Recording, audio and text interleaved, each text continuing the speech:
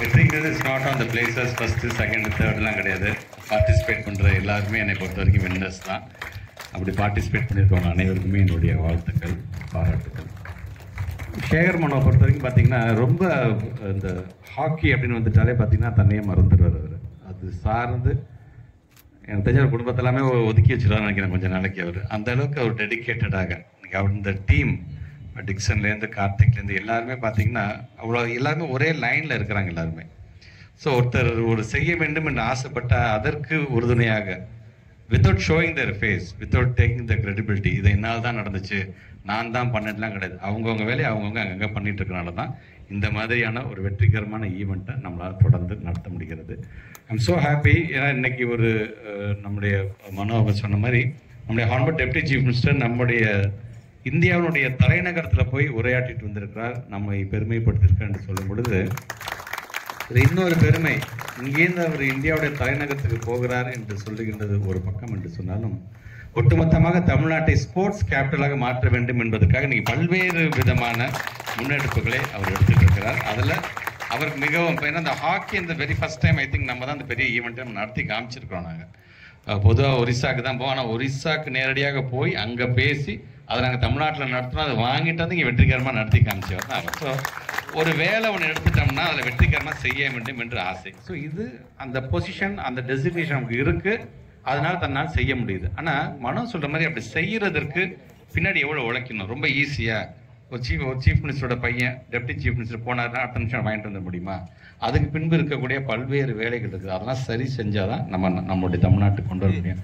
So first பிளாட்ஃபார்மை set பண்ணிக்கிறாரு. Platform என்னுடைய ஸ்டேட் இந்த ஈவெண்ட் நடத்துறதுக்கு சரியான இடமாகத்தான் இருக்கிறதா, அதை நான் தயார்படுத்திட்டேன்னா மென்டலி இஸ் கெட்டிங் ப்ரிப்பேர்ட். அது முடிஞ்சதுக்கப்புறம் துணிஞ்சு போய் எங்களுடைய ஸ்டேட்டுக்கு வாங்க, நாங்கள் எப்படி நடத்தி காட்டி பார்க்குறோம் என்று சொல்கிறார். ஸோ இன்னைக்கு அதில் எங்களுடைய ஒவ்வொரு முறையும் சொல்லும்போதுலாம் நம்முடைய ஸ்கூல் சார்ந்து இந்த ஹாக்கி லீக் பார்த்தீங்கன்னா இது ஒரு இன்டர்நேஷ்னல் லீக் லெவலுக்கு நாங்கள் நடத்தி காமிச்சிட்டு இருக்கிறோங்கிறது நமக்கான மிகப்பெரிய ஒரு பெருமை. குழந்தைங்களுக்கான அந்த எக்ஸ்போஷர் கண்டிப்பாக தேவை. ஆட்சி மாற்றம் ஏற்பட்ட வெரி ஃபர்ஸ்ட் டைம் நம்ம இன்டர்நேஷ்னல் செஸ் ஒலிம்பியாட் நம்ம நடத்தி காமிச்சோம். நம்ம அவ்வளோ ஈஸி கிடையாது. அது செஸ் ஒலிம்பியாட் நடத்துறதுக்கு அன்னைக்கு கேட்ட கண்ட்ரி வந்து ரஷ்யா.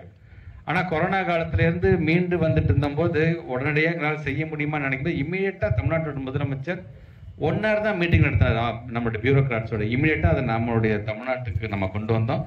ஒரு 6 மாதம் 7 மாதம் ப்ரிப்பேர் பண்ண வேண்டிய அந்த பிளாட்ஃபார்மை வெறும் 40 நாளில் ப்ரிப்பேர் பண்ணி ஒட்டுமொத்தமாக மோர் தென் 100 கண்ட்ரிஸ் இங்கே வந்து நடத்திட்டு போயிருக்கிறாங்க அந்த செஸ் ஒலிம்பியாட். அப்படிங்கும்போது ஒட்டுமொத்த உலகத்தோட பார்வை அவர் சொல்கிற மாதிரி இன்னைக்கு ஒரு லோகோலேருந்து நம்முடைய கல்ச்சர் எப்படி நம்ம பறைசாற்றுறோம் அப்படிங்கிறது அவர் சொல்லிட்டார்.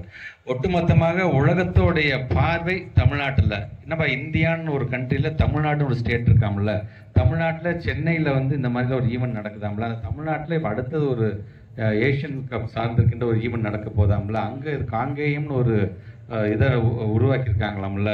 ஸோ இந்த மாதிரி பார்க்கும்போது இந்த மஸ்கட் உருவாக்குறதுலாம் பார்த்தீங்கன்னா வெறுமனே ஒரு சும்மா ஒரு பொம்மை மாதிரி கிடையாது அது. ஸோ இது மூலமாக நம்முடைய இதை எப்படி நம்ம வந்து பறைசாற்றோம் எல்லாத்திற்கும் அப்படிங்கிற மாதிரி. ஸோ எனக்கான பெருமை தமிழ்நாடு முதல் 234 தொகுதிக்கு நான் போயிருக்கேன், இன்ஸ்பெக்ட் பண்ணியிருக்கேன். அதை என்னால் மறக்க முடியாது. கோவில்பட்டியில் நான் போன ஒரு பள்ளிக்கூடம் தயாச்சந்த் ஒரு காலத்தில் அங்கே பயிற்சி மேற்கொண்டார்னு அந்த கிரவுண்டை காமிக்கும் போது எனக்கு அவ்வளோ ஒரு பெருமையாக இருந்தது அந்த கிரவுண்டை நான் நடந்தது. ஸோ இந்த மாதிரி பல ஒரு மெமரிஸ் எனக்கு இருக்குது என்று சொல்லிட்டு இன்றைக்கி எங்களுடைய பிள்ளைங்க ஒவ்வொருவரும் தயாச்சந்தாக வர வேண்டும் என்கின்ற ஒரு மிகப்பெரிய ஒரு ஆசை எங்களுக்கெல்லாம் உண்டு. ஸோ வருகை தந்திருக்கின்ற பிள்ளைகள் நல்லா உங்களுடைய பயிற்சியை நீங்கள் வந்து மேற்கொள்ள வேண்டும்.